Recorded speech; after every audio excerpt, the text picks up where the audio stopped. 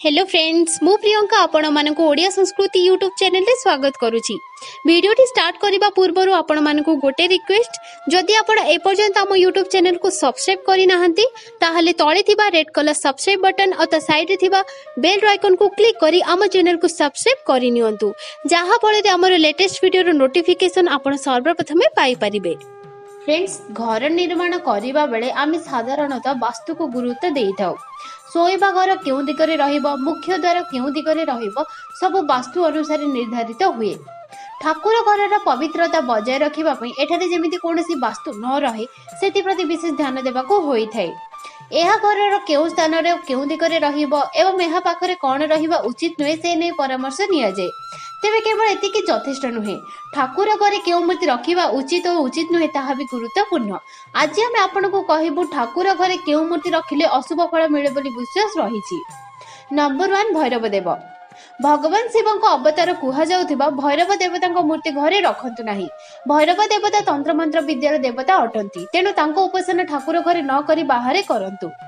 Number 2, Nataraj. आपण अनेक थर नटराज मूर्ति को देखिथिबे। एहा देखिबाको खूब आकर्षणीय, किंतु एही मूर्ति को घरे रखिबार भूल करंतु नाही।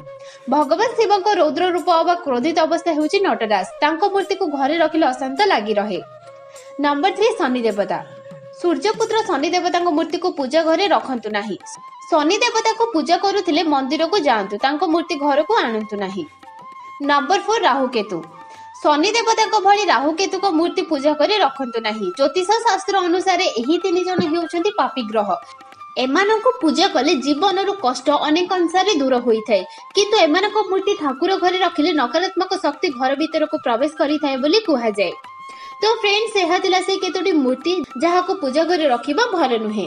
एथि द्वारा घर को दरिद्रता आसी जाय, सेति पे आपण एही भूल केबे भी करंतु नाही। तो फ्रेंड्स, वीडियोटी केमिति लागिला मते कमेंट करी निश्चय जणांतु। आउ जदि वीडियोटी पसंद आसीथिबो ताहाले लाइक करंतु, शेयर करंतु। आउ जदि ए पर्यंत हम चैनल को सब्सक्राइब करि नाहंती ताहाले तळे थिबा रेड कलर सब्सक्राइब बटन और ता साइड रे थिबा बेल आइकन को क्लिक करी हम चैनल को सब्सक्राइब करि नियंतु।